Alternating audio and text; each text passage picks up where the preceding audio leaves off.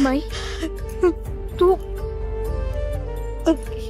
तू मला कधीच का बोलली नाहीस? अगं काय बोलणार होते मी? मला मला कुणालाच काही सांगायचं नव्हतं. मला काहीच बोलायचं नव्हतं.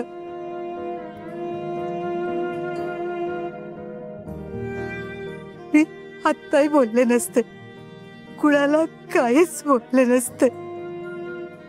पण वेळच तशी आली आहे.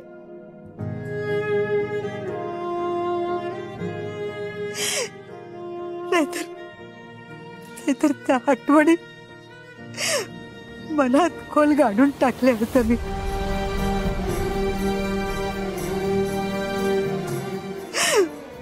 मनाच्या कप्प्यात कायमच्या बंद केल्या होत्या.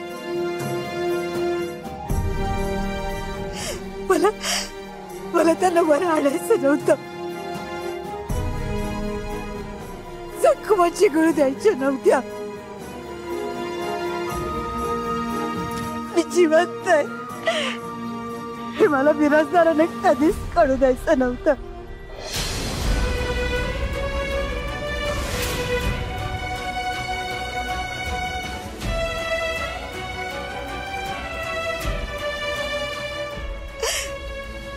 तू मला ओळखतेस हे पण त्यांना कळू द्यायचं नव्हतं.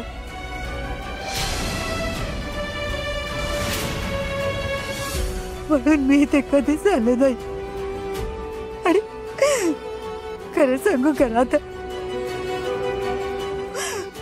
मला तुला सुद्धा इथे कधीच पाठवायचं नव्हतं. काय बोलताय माई तुम्ही? कसल्या जखमा, कसल्या कडवट आठवणी?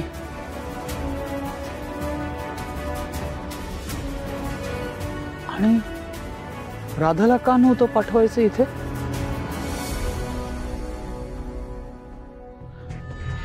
तुम्ही इतकी वर्ष का राहिलात घरापासून लांब? याला एकमेव कारण म्हणजे विजेंद्र बिराजदार.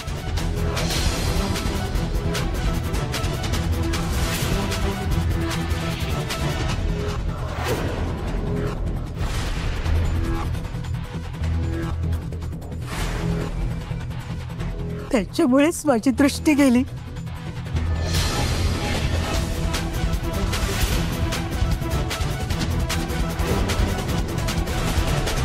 विजेंद्र बिराजदारांनी नेहमीच गैरमार्गाने पैसा कमवला.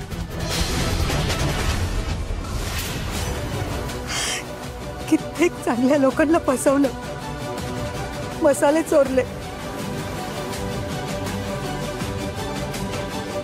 जे त्यांच्या मार्गात आले त्यांना संपवलं त्यांनी. पैसा कमवण्यासाठी आणि मार्केटमध्ये एक नंबरला राहण्यासाठी चुकीचं काय काय केलं नाही त्यांनी ते विचार.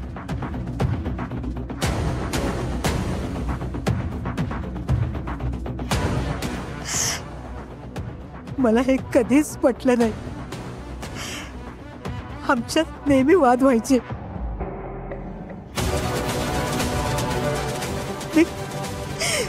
मी त्यांना सांगितलं हे सगळं थांबवा.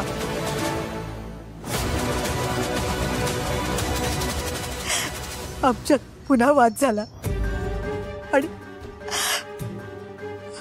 त्यांनी माझ्या डोळ्यात मसाले.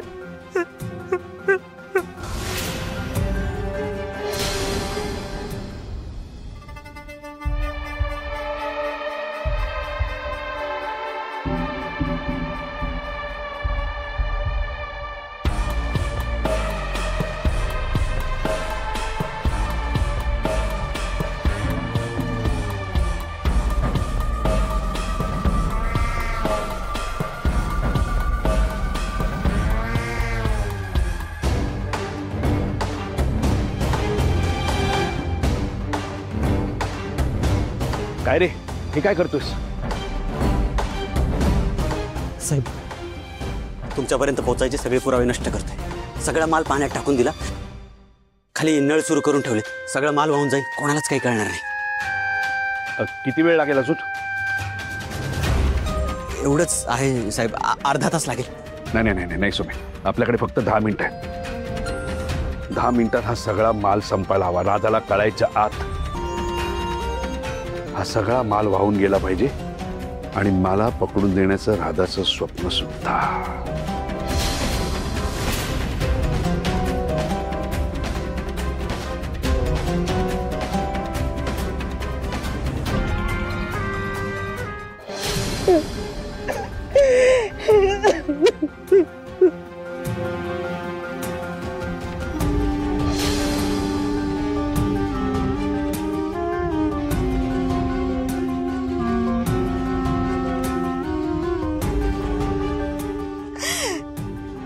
कसा बसा जीव वाचवून मी पळाले.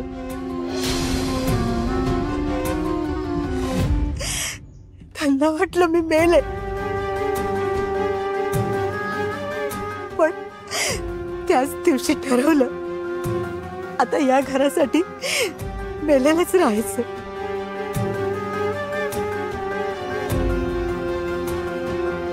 पुन्हा कधी या घराची पायरी चढायची नाही.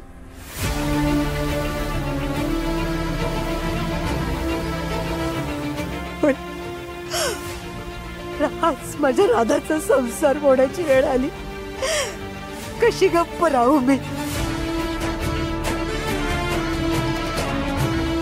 आमचं रक्ताचं नातं नसेल, पण त्या पलीकडे जीव लावलाय तिने मला. आपलं म्हणलंय, जपलंय.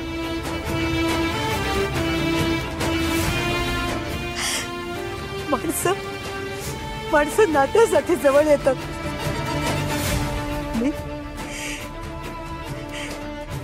मी राधाच्या प्रेमाखातर इथे आली.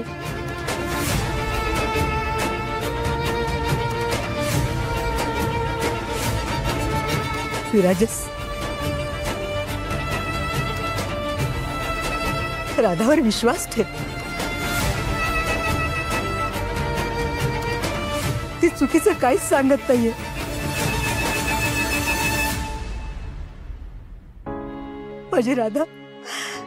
माझी राधा कधीच खोटं बोलत नाही. माझी राधा कधीच खोटं बोलत नाही.